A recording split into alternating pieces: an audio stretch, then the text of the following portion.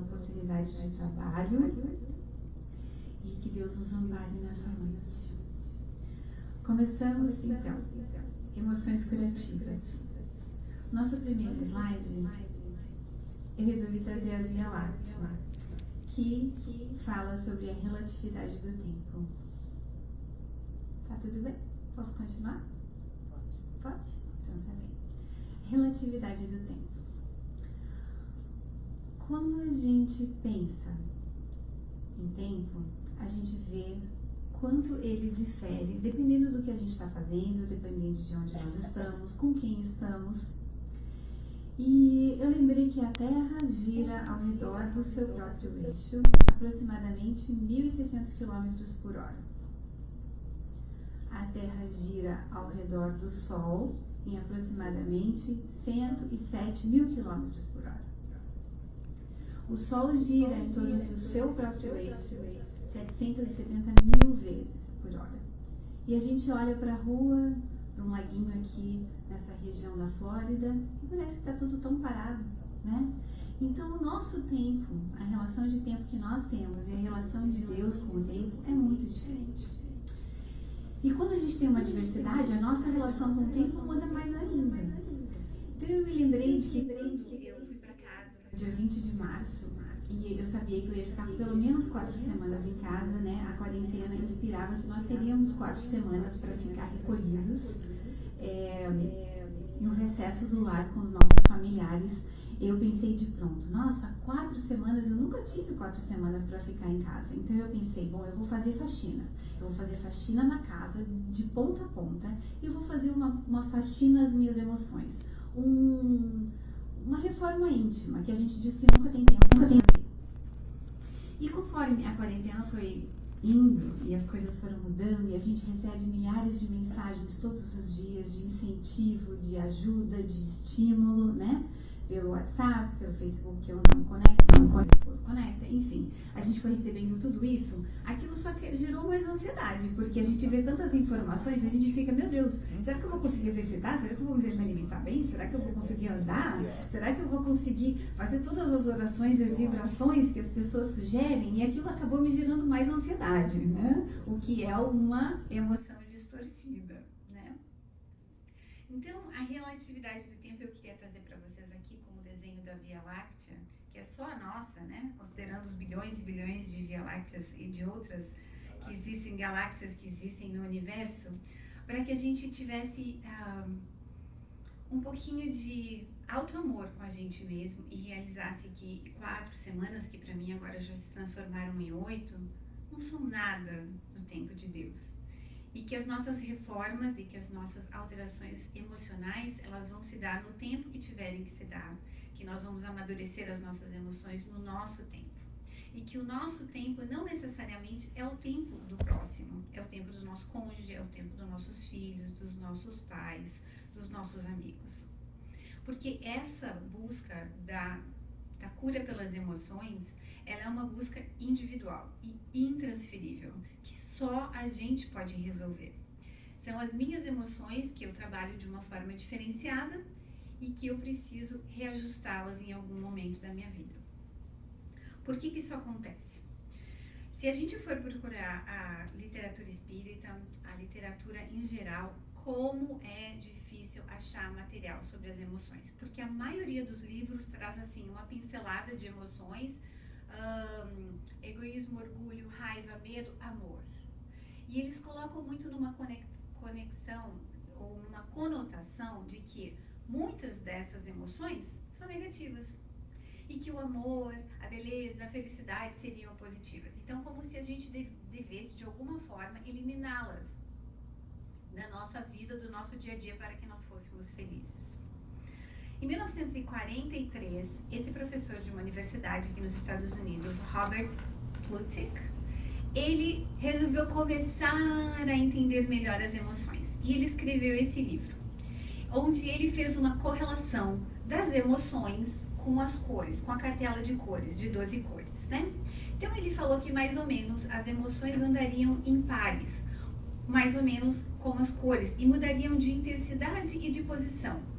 E que as emoções primárias, elas se relacionariam uma com as outras. Então, eu teria aqui, por exemplo, o medo e a confiança. Seriam os opostos, mas que fariam pares, né? Por serem opostas. Só que, apesar do estudo dele, que depois desencadeou muitos outros estudos, ele só conseguiu alinhavar 4 pares, 8 emoções básicas. E algumas delas não faziam muito sentido na conexão. Ele elencou, mas elas não faziam muito sentido na hora que a gente analisava mais profundamente.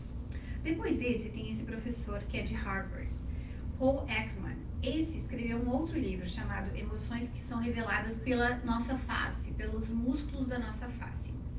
Esse livro, ele especificamente, ele fez um trabalho muito detalhado, avaliando cada musculatura, como a gente mexe o nosso rosto, quando a gente está triste, quando a gente está feliz, quando a gente está preocupado, todas as expressões musculares do nosso rosto. Através desse livro e deste professor da Harvard, foi desenvolvido, então, aquela tese de, sabe, lendo os músculos do rosto, eles conseguem saber se você está falando a verdade ou se você está falando a mentira, por causa desse livro e por causa do estudo dele. Esse livro foi escrito aqui, mas depois em Portugal que ele foi analisado melhor para que essa leitura dos músculos da face fosse, então, usada em ciências jurídicas, né?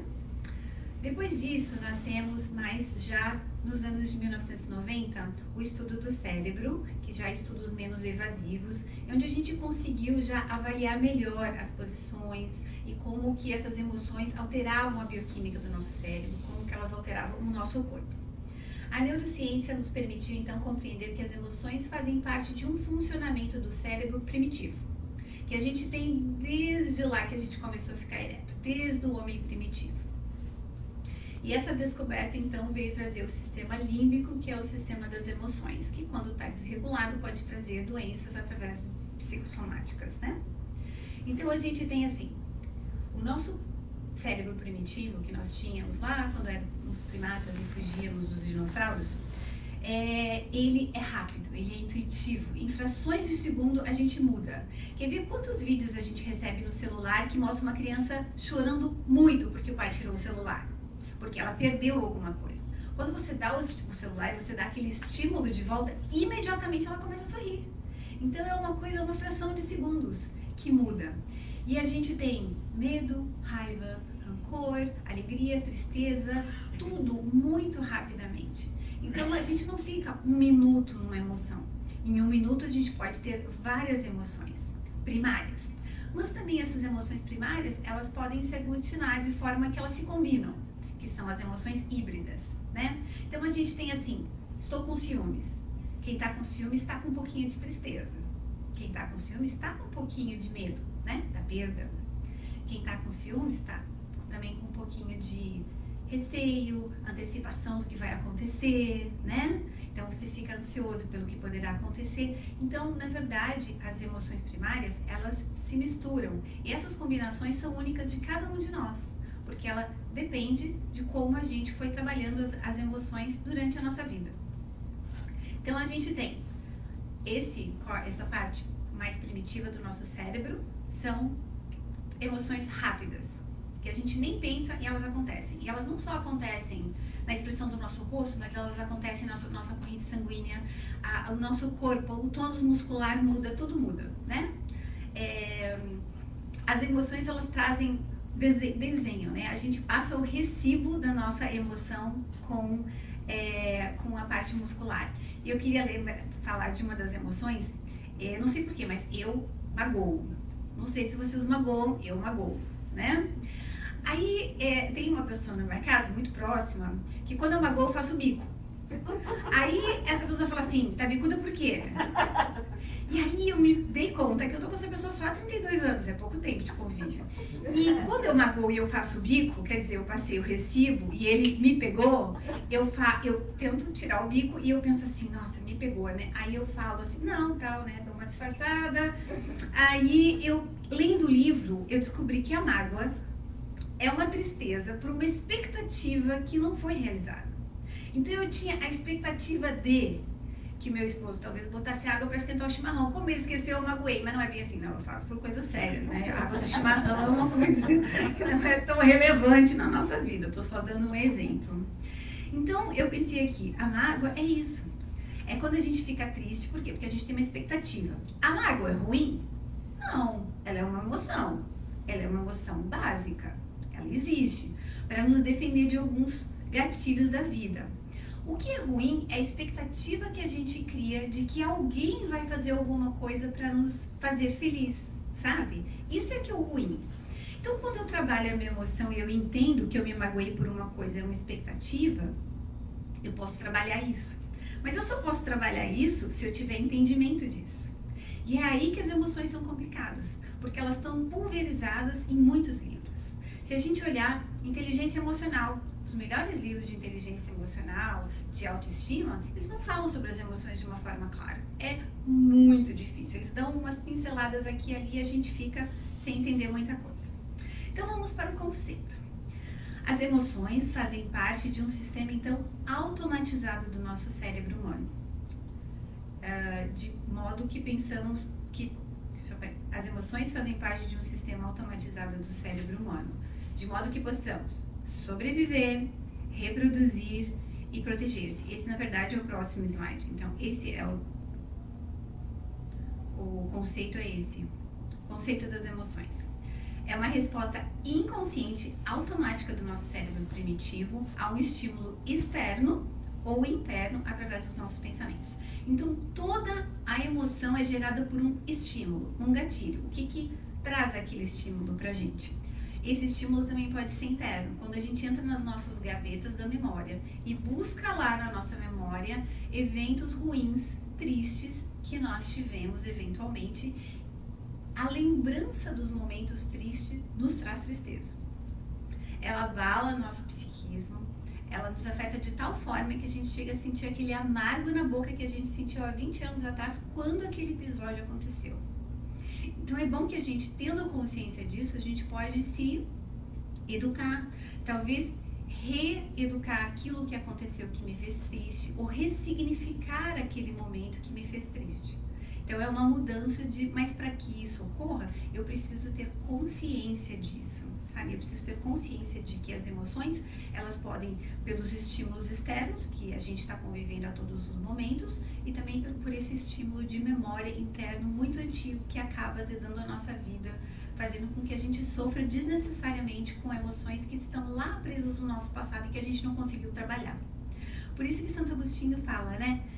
Se a gente todas as noites fizer uma avaliação do que fez, do que deu certo e do que não deu certo, a gente não vai guardar nada para o dia seguinte. E assim a gente vai trabalhando os nossos problemas sem que a gente passe por muitos sofrimentos.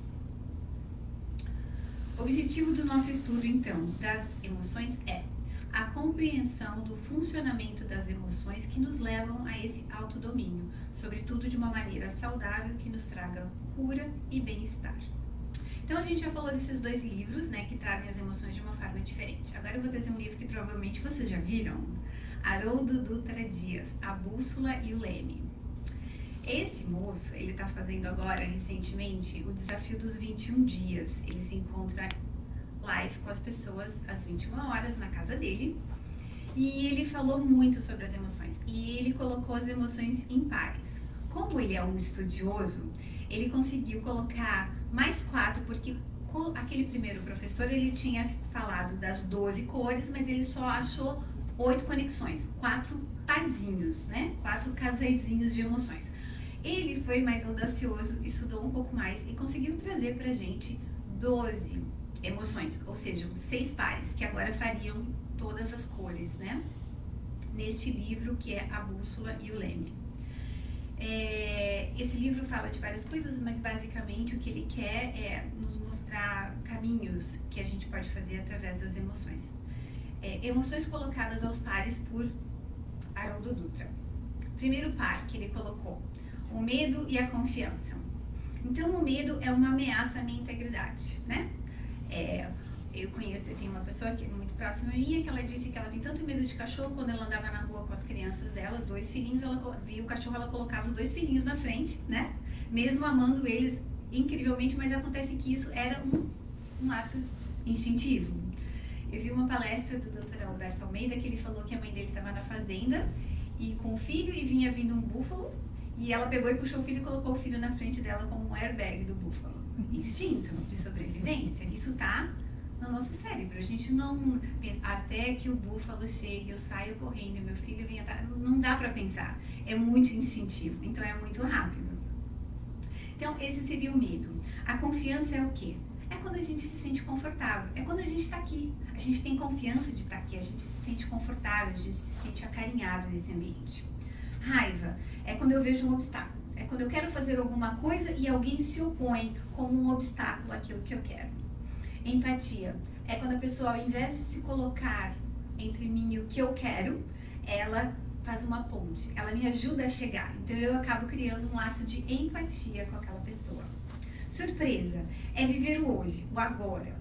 A surpresa é assim, é quando alguém vem e te surpreende na porta da tua casa com uma flor, com uma visita inesperada, com uma ligação de uma pessoa que você não recebe há muito tempo. Então é você se deixar cada dia se surpreender pela vida, que é também saboroso, né? A surpresa, você, uau, como isso aconteceu, eu não sabia. Agora, a antecipação é assim, quando a gente programa sempre pra frente. Essa quarentena deu uma rasteira na nossa antecipação, porque todos os dias era uma coisa diferente, não é verdade? Então, todos os dias era uma regra diferente, todos os dias. Então, a gente não pôde antecipar. A quarentena e esse momento Covid-19 frustrou a nossa antecipação. Porque aqui nos Estados Unidos a gente antecipa as férias de primavera, as férias de verão, onde eu vou passar o Natal de 2020, a gente antecipa, né? A gente antecipa para facilitar a vida que a gente levava no ritmo que a gente levava. Só que todo esse momento diferente na nossa vida ficou difícil programar. A gente consegue programar o dia de amanhã e olhe lá, né? Dependendo das nossas possibilidades. Então, a antecipação é quando eu me preparo para o dia seguinte, para a semana seguinte, para o mês seguinte. Quando eu me preparo demais, quando eu me organizo demais, isso acaba ficando um pouquinho, né, não é muito saudável. E aí passa para a ansiedade. Se eu fico muito ansiosa com o que vai acontecer no dia seguinte, eu posso acabar ficando depressiva, porque eu não consigo controle das coisas que vão acontecer amanhã, né? Muito menos dessa situação que a gente está vivendo hoje. Tristeza é o quê? É a falta, é a perda, é a carência, né? A gente não tá perdendo alguma coisa, então a gente fica triste. Alegria, eu gosto desse, porque esse significa plenitude, o nome da nossa casa.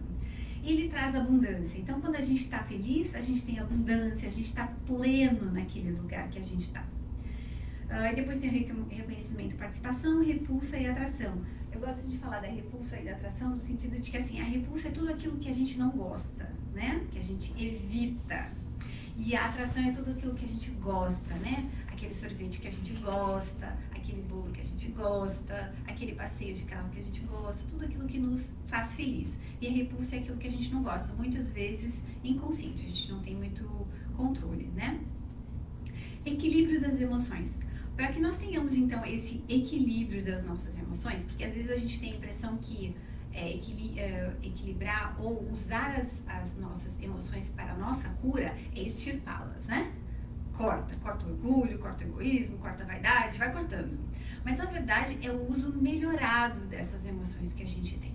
Então, para que nós tenhamos o quê? O equilíbrio das nossas emoções, a gente precisa de 2 elementos para mudar. A gente não precisa extirpar nada, mas a gente precisa dar uma direção e uma orientação.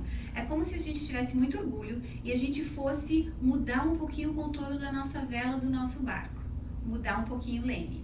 Quando a gente faz isso, a gente dá um entendimento melhor para aquela emoção. Quando a gente muda um pouquinho da intensidade, às vezes a gente é muito amoroso. E aí a gente assusta as pessoas que estão ao nosso redor, né? A gente fica meio obsessivo. Ou às vezes a gente é muito vaidoso. Mas a vaidade é importante, porque sem a vaidade a gente não consegue cuidar do corpo físico, né? Ela é extremamente importante para a autoestima. Mas a vaidade demais também nos prejudica, porque a gente perde conteúdo em função do envelope, né? O que é ruim. Então, os elementos que a gente precisa para equilibrar as emoções que estão automáticas no nosso sistema, temos controle zero, seria alterar um pouquinho a direção dessas emoções e também a intensidade. Controlar um pouquinho. Há de haver felicidade na jornada. Isso é porque eu escolhi esse caminho bonito, porque assim, a reforma, a educação das nossas emoções, ela não pode ser uma coisa que nos fira, sabe? Que é uma coisa que nos magoe. Se a gente se penalizar pelas emoções que a gente... Ai, sentir medo, nossa, que horror, que horror. E se você ficar se martirizando pelas emoções que você tem, você acaba ficando doente, né? Então, aqui a ideia seria de que nós pudéssemos apreciar a jornada e saber que a jornada é o infinito e que a gente vai levar muitas encarnações para ser perfeito. Então, não se penalizar, não se punir emocionalmente, porque ainda temos emoções que contrastam com a nossa evolução. Até porque a gente pode ser extremamente culto, extremamente educado, a gente pode estudar nas melhores universidades, ler os melhores livros, as emoções são instintivas. A gente pode educá-las, a gente pode entendê-las melhor, mas mudá-las é impossível, porque elas ainda estão no nosso cérebro primitivo. Tá lá. Quando a gente precisar delas, elas vão imediatamente surgir. Então, para que a gente não se penalize, para que a gente use essa jornada, 4 semanas de reforma íntima, mas que isso, gente, esquece. Nem a faxina na casa eu consegui, que dirá fazer reforma íntima. Eu sei que isso agora vai levar a vida toda. É aquele impulso de quem está num momento crucial e resolve tomar, né, medidas drásticas na vida. Então, eu entendi que o tempo é muito relativo. E que o nosso minuto para Deus não é absolutamente nada. E que nós vamos levar ainda muitas encarnações para nos corrigir. E que tá tudo bem. Não tem problema nenhum. O importante é a gente não desistir. O importante é a gente não sentar na pedrinha do caminho. O importante é a gente sempre seguir em frente. E buscar as nossas alternativas. Não é as alternativas do próximo. A gente não tem que voltar para casa e dizer assim, olha, você tem muitos ciúmes, você tem isso. É pra gente, esse momento é para que a gente entenda as nossas emoções e entenda que elas fazem parte, queiramos ou não. E que elas nos governam muito mais do que nós gostaríamos. Próximo, palavras de Jesus. E chamando os seus 12 discípulos, deu-lhes poder sobre os espíritos imundos, para os expulsarem e para curarem toda enfermidade e todo o mal. Curai enfermos, limpai os leprosos, ressuscitai os mortos, expulsai os demônios, de graça recebestes, de graças dai. Mateus capítulo 10, versículo 1 e 8.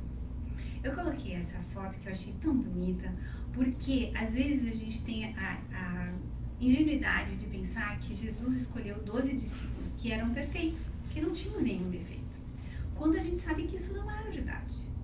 Judas traiu Jesus, Pedro negou Jesus 3 vezes antes do galo cantar. Todos eles tinham as suas emoções também um pouco conturbadas, o que não os impediu de fazer o que eles teriam que fazer, né? Então, se eles que estavam do lado de Jesus, que privaram da presença de Jesus mais proximamente por 3 anos, tiveram muitas dificuldades com suas emoções, e mais Paulo, que agregou depois no grupo, o 13º, que dirá nós outros. Então a gente tem que entender que é um processo. Alguns conseguem dar passos mais largos. Mas se a gente for no nosso passinho, também tá bom. A gente vai chegar lá da mesma forma, né? Então aqui fala muito disso, assim, que Jesus deu o poder do quê? Para que eles, antes de curar os outros, curassem-se, tratassem suas feridas, suas emoções também. Então ele deu o poder para que eles se curassem e assim, em dando o exemplo, né, dessa autocura, pudesse ajudar os outros. Porque a gente sabe que todo trabalhador do Cristo, ele precisa do exemplo. Ele vai fazer as coisas, ele vai ajudar, e isso vai ser o exercício de aprimoramento da personalidade e do espírito. Isso não quer dizer que quanto mais coisas eu fizer, mais rápido eu chego lá, é o exercício. Se eu entendo esse exercício de uma forma caridosa, vai ser bom para mim. E se eu ajudo muitas pessoas. Agora, se eu uso esse exercício da caridade, de curar, de limpar, de ajudar, como uma forma de mostrar para os outros o que eu estou fazendo, o valor já é diferente, né? Porque não é tão sincero assim. Então, vamos seguindo aqui. E nós temos assim: louvemos a vida e a oportunidade que nos foi entregue de curadores de nós próprios, nas bênçãos da reencarnação. E comecemos o quanto antes a cuidar de nossas emoções, promovendo-nos a condição de saudáveis filhos de Deus. E o próximo nós temos trabalho interior de recuperação. Então tá, então eu já sei que eu tenho muitas emoções, que elas vêm instintivamente. Como que eu faço para reorganizá-las? 3 passos principais. Autoconhecimento. Se eu não me conheço, eu não consigo me tratar. O autoconhecimento muitas vezes é difícil, né? Porque para eu me conhecer, eu preciso me avaliar. E às vezes essa avaliação não é tão fácil. Então o autoconhecimento é a primeira coisa. Autotransformação. Se eu me conheço, vamos ver assim. Eu senti raiva em algum momento. Se eu tô procurando esse caminho do conhecimento, eu vou me avaliar. Por que eu senti raiva? O que nesse momento aqui me assustou? Por que eu me senti intimidado? E aí a gente consegue avaliar aquela emoção da raiva. E isso faz parte do autoconhecimento. Então, para que eu tenha uma transformação, eu preciso conhecer a emoção. E não subjugá-la, mas entender que ela faz parte e reorientá-la. Depois da autotransformação, então, o autoamor. E eu tenho aqui uma passagem do autoamor, me permitam, eu vou ler. A recomendação de uma transformação sobre o escudo do autoamor suaviza esses reflexos de estima na caminhada. O autoamor é protetor.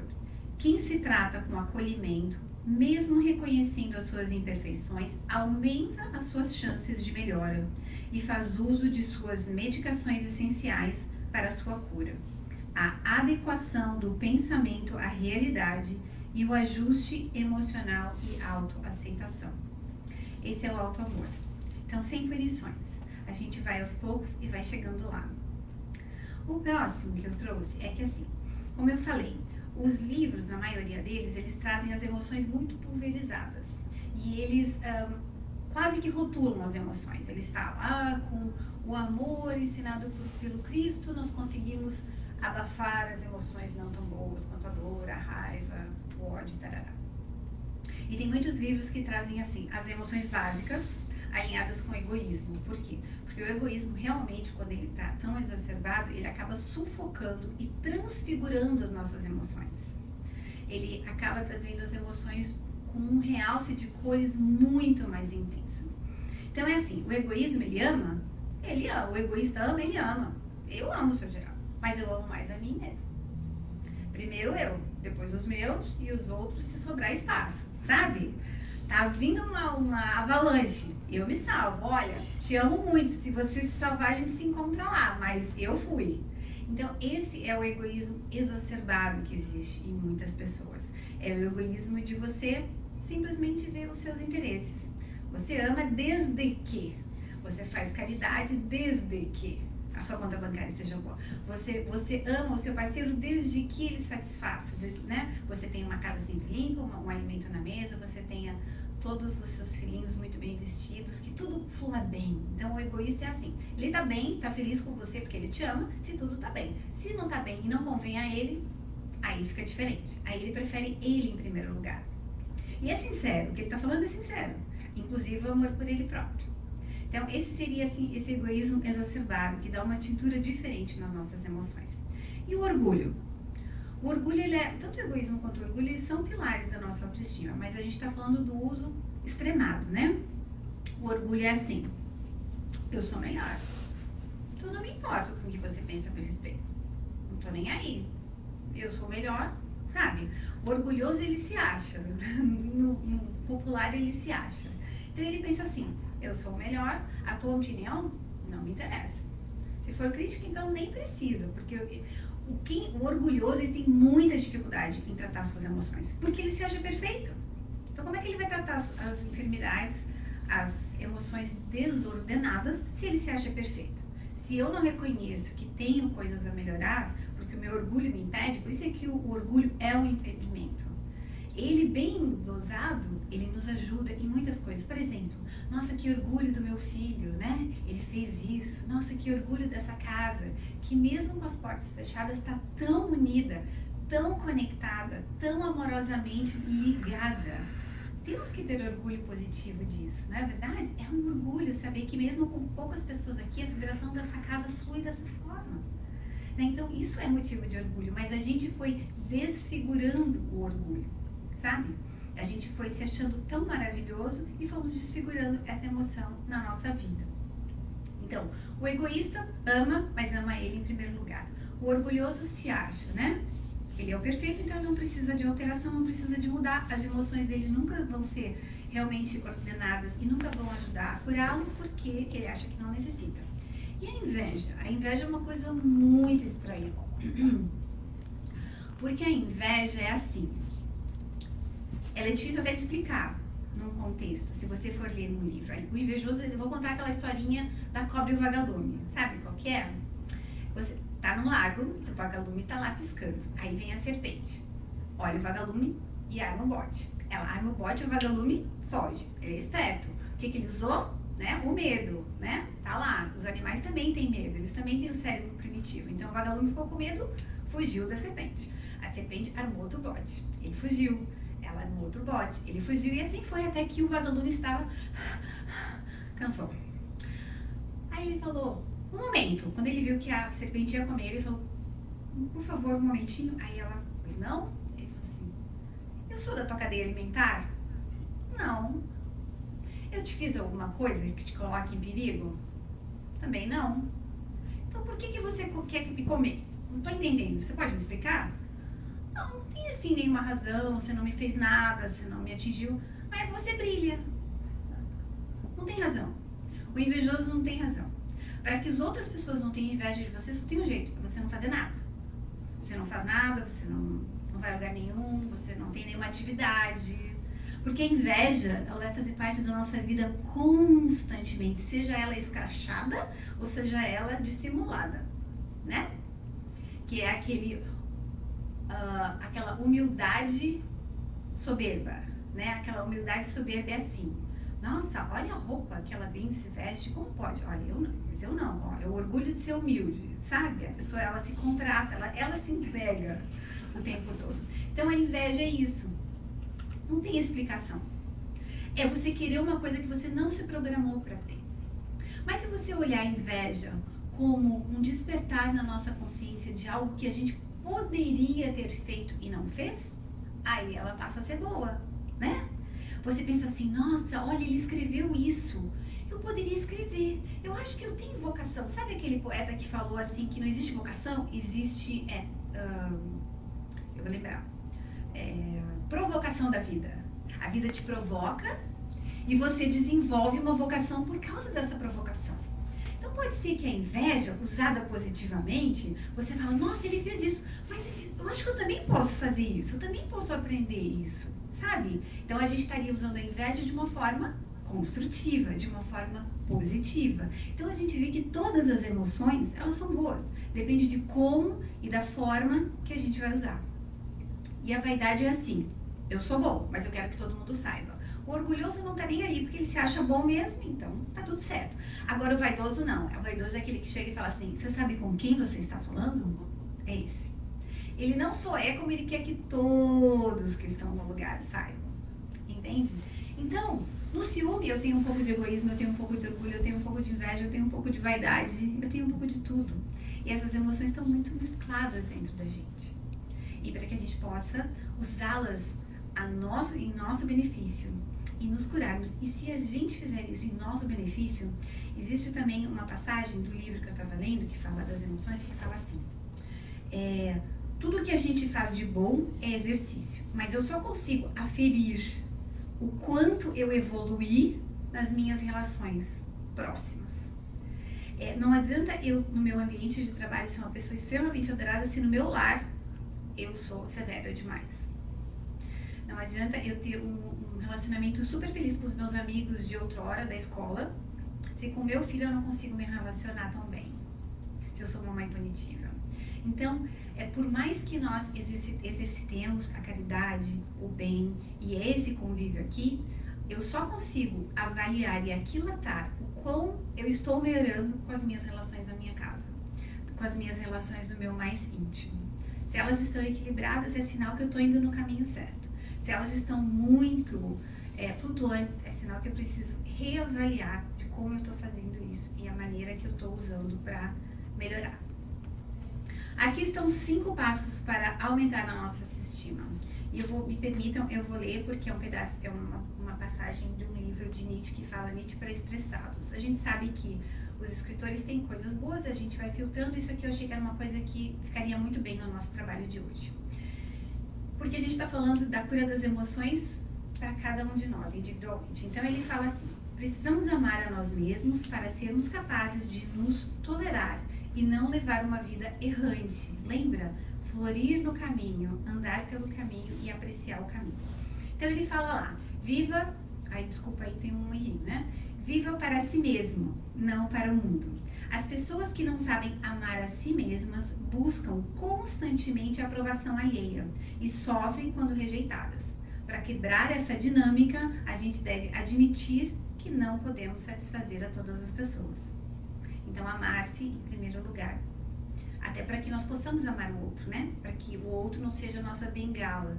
Porque a gente não está investido de ser o cônjuge. Nessa questão da bengala, a gente tem assim... Por isso que muitas pessoas se desesperaram nesse momento do Covid-19, porque elas se sentiam trabalhadoras.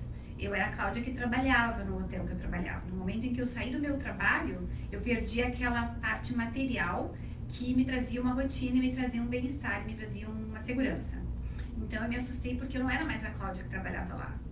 Depois eu não conseguia o contato com os familiares, então, né, nós todos ficamos um pouco isolados. Então a gente perdeu essas referências, é por isso que esse momento está tão único na nossa vida.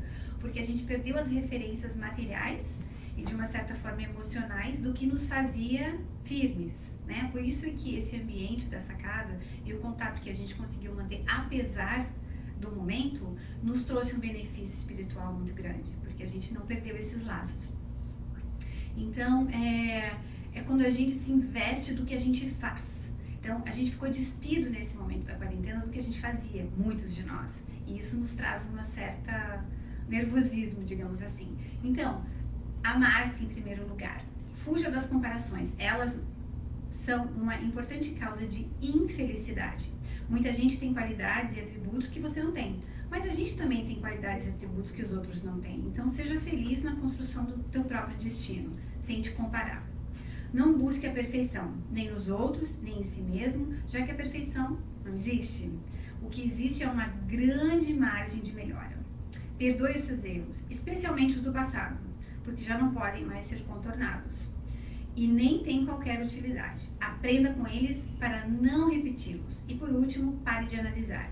Em vez de ficar pensando no que deu errado, é muito melhor agir, porque isso permite um aperfeiçoar das nossas qualidades e das nossas emoções.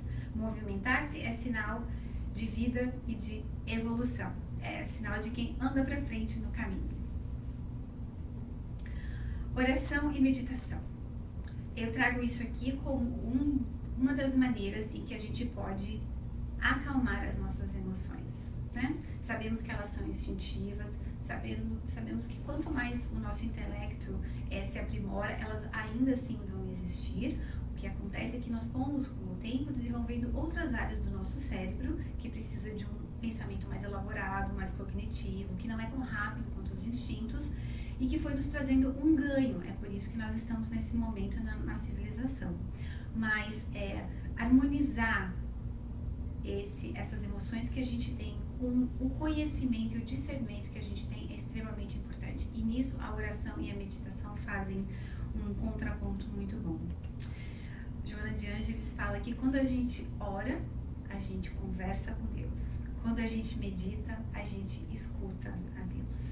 Então, quando a gente ora, a gente tenta se avaliar, se rever, conversar com Deus, uma conversa sincera, né? Porque Ele sabe tudo, vê tudo, é o único que é bom, que não precisa de mudanças e sabe das nossas dificuldades, dos nossos momentos de preocupação. Então, através da oração e lá na nossa meditação, entre uma nuvem, um pensamento e outro, o sol surge e alguns insights vêm à nossa mente. Então, a oração aliada à meditação vão nos ajudar a equalizar as nossas emoções. Então, quais são as emoções que curam? O amor somente? Não. Somente a alegria? Também não. Então, a gente precisa pensar que quais são as emoções que curam? Todas, quando elas estão sendo usadas de uma forma saudável. Vamos esquecer essa coisa de que não pode ter egoísmo, não pode ter orgulho, não pode ter vaidade, não pode ter isso. Pode. Equalizado, né?